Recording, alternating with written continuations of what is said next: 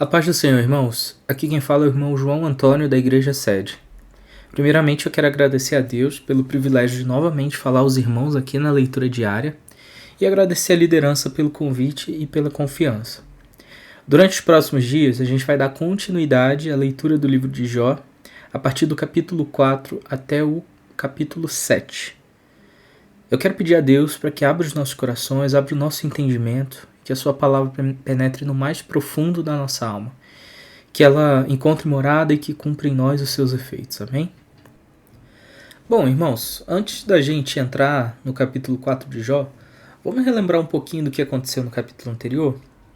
Bom, no capítulo 3, Jó finalmente quebra o silêncio, né? Ele abre o coração e ele lamenta profundamente o dia do seu nascimento, né? O peso da dor, da perda dos filhos, dos bens, da saúde, né? Tudo o leva a questionar até mesmo o propósito de estar vivo. Então Jó não está apenas lamentando, ele está realmente clamando por respostas. E esse é o ponto em que ele deixa claro que não entende o motivo de tanto sofrimento. E é essa honestidade com Deus que vai moldar o restante do livro, né?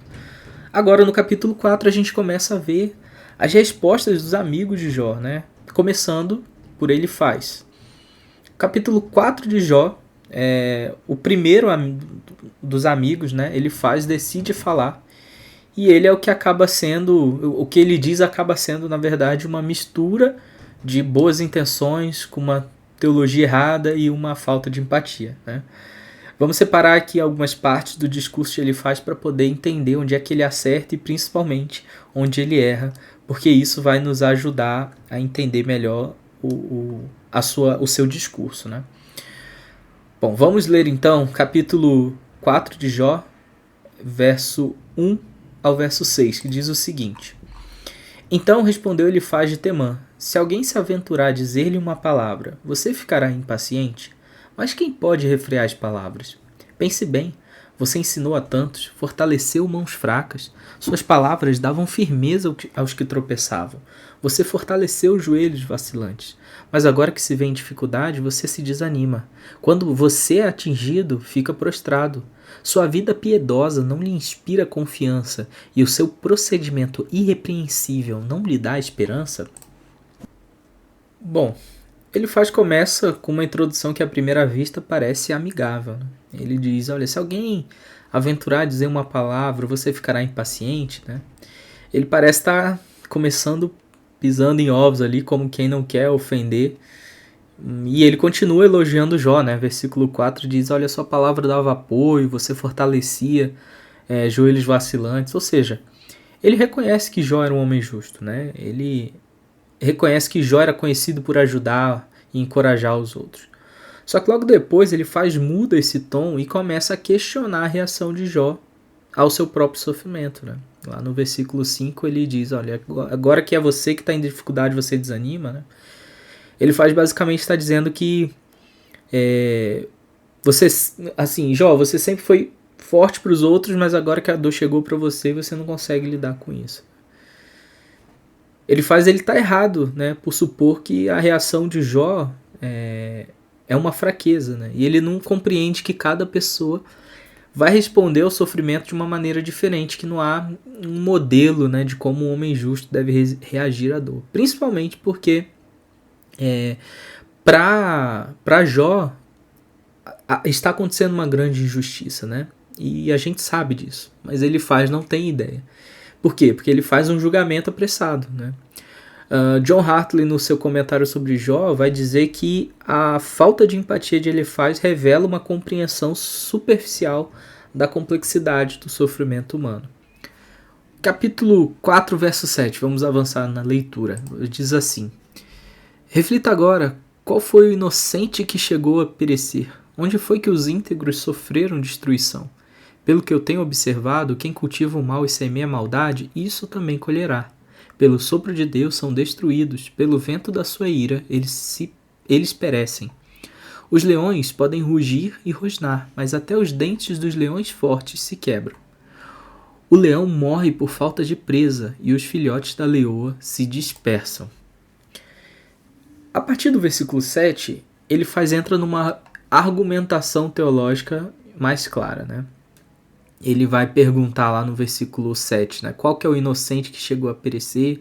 Onde é que os íntegros foram destruídos? E essa é a base da teologia da retribuição, né? Essa teologia diz que Deus sempre recompensa os justos e sempre pune os ímpios nessa vida. Então, para ele faz, se alguém está sofrendo, isso é evidência de que a pessoa deve ter pecado de alguma forma. Ele faz continua comparando o destino dos homens ao destino de leões que, quando perdem as presas, morrem de fome. Ele usa essa metáfora da natureza para afirmar que o sofrimento é um reflexo do julgamento de Deus sobre a maldade. No entanto, como a gente consegue ver, essa teologia de Elifaz é bem defeituosa, né? E ao longo de toda a Bíblia, essa visão, né, é refutada. O próprio livro de Jó é um testemunho contra essa teologia simplista. A gente sabe, né, desde o primeiro capítulo, que Jó era um homem íntegro, era um homem temente a Deus, e ele não está sofrendo por causa de um pecado específico, mas porque há um propósito maior que ele não conhece. Em Lucas 13, de 1 a 5, Jesus aborda essa questão quando fala sobre os galileus que Pilatos mandou matar, né, e sobre os 18, né, que morreram quando a torre de Siloé caiu.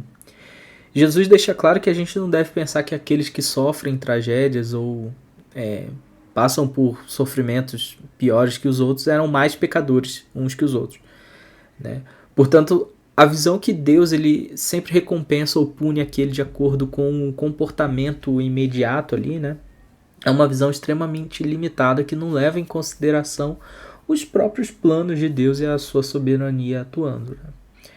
C.S. Lewis, no livro O Problema da Dor, né, fala sobre como o sofrimento não pode ser compreendido como uma simples punição. E ele vai dizer que Deus muitas vezes usa o sofrimento para moldar o caráter e nos aproximar dele. Ele faz, por outro lado, falha justamente por entender que entender que o sofrimento é uma consequência direta do pecado, né? Vamos finalizar o capítulo 4 a partir do verso 12. Ele continua e ele diz o seguinte: disseram-me uma palavra em segredo, da qual os meus ouvidos captaram um murmúrio. Em meio a sonhos perturbadores da noite, quando cai o sono profundo sobre os homens, temor e tremor se apoderaram de mim e fizeram estremecer todos os meus ossos. Um espírito roçou o meu rosto e os pelos do meu corpo se arrepiaram. Ele parou, mas não pude identificá-lo.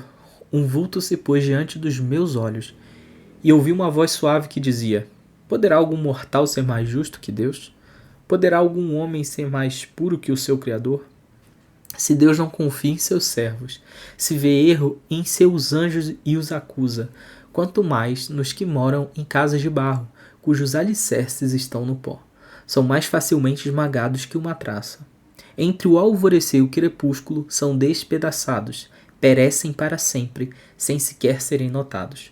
Não é certo que as cordas de suas tendas são arrancadas e eles morrem sem sabedoria? Bom, a partir do versículo 12, ele traz esse relato dessa visão que ele teve, né, que ele acredita ser uma revelação, né? Ele descreve uma cena assustadora e misteriosa onde uma voz pergunta para ele se um mortal pode ser mais justo que Deus, pode ser mais puro que o Criador. E ele está usando essa visão para reforçar a ideia de que todos os humanos são culpados diante de Deus e que, portanto, o sofrimento de Jó é merecido, né?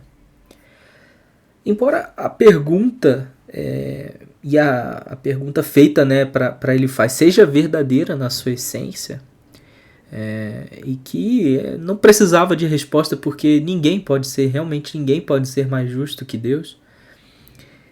O problema é a aplicação dessa revelação, né? A aplicação dessa verdade, né? A implicação que ele faz é que porque ninguém é justo diante de Deus, então qualquer sofrimento deve ser merecido. No entanto, ele ignora, novamente, né? Ele ignora a complexidade da graça, da justiça e da soberania de Deus, né?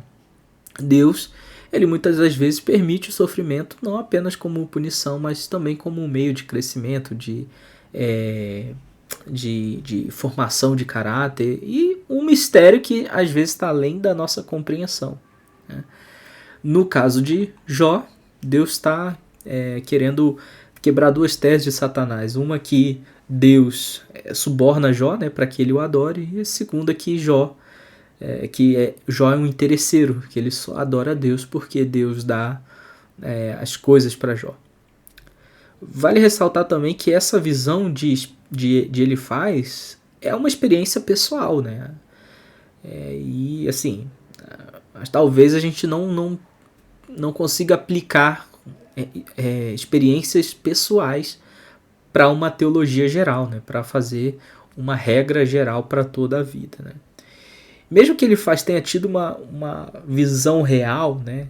Uma visão realmente divina e da parte de Deus, isso não significa que a interpretação que ele vai dar a partir dessa visão seja correta só porque ela veio de Deus, né? E ele usa essa experiência justamente para justificar uma teologia que está completamente desalinhada com o que Deus revela nas Escrituras. Então o que isso tem a ver com a gente hoje, né? A lição aqui, no meu ponto de vista, é dupla, né? Primeiro, a gente precisa ser cuidadoso ao interpretar o sofrimento, ao encarar o sofrimento dos outros, né? Como igreja, a gente precisa resistir à tentação de fazer esses julgamentos rápidos, de fazer essas explicações simplistas, né? Como se a gente soubesse o propósito de Deus para cada situação. Muitas das vezes, o nosso papel é simplesmente estar do lado, ouvir, apoiar, orar. E Elifaz tentou explicar o inexplicável e acabou sendo muito cruel, né? Então a gente precisa ser cuidadoso para não oferecer esse conforto que na verdade vira uma acusação, né? Vira muito mais um dedo na ferida, né? E o segundo ponto é que a gente deve ter cuidado com as nossas experiências espirituais, né? Elas podem ser poderosas, podem ser significativas, mas elas precisam ser testadas, né? E o próprio apóstolo Paulo nos adverte disso em Gálatas 1:8, quando ele diz que mesmo que um anjo pregue o evangelho, né, que um anjo desça do céu e pregasse um evangelho que fosse diferente, né, esse anjo deveria ser amaldiçoado, né? Então, ele se apoia a uma experiência subjetiva, né? No texto não fica claro se é ou não é da parte de Deus, mas ele, mesmo que fosse, ele utiliza essa experiência para reforçar uma visão teológica completamente equivocada. Bom, irmãos, então esse foi o capítulo 4, né? No próximo capítulo a gente vai ver que Elifaz continua a resposta, né? E vai continuar falando e vai continuar reforçando essa ideia de uma teologia retributiva. Bom, te espero no próximo capítulo para que a gente continue aprendendo com o erro de Elifaz. Que Deus te abençoe e que a gente possa sempre crescer em sabedoria, graça e principalmente empatia pelos nossos irmãos. Até o próximo estudo. Fique na paz do Senhor. Amém.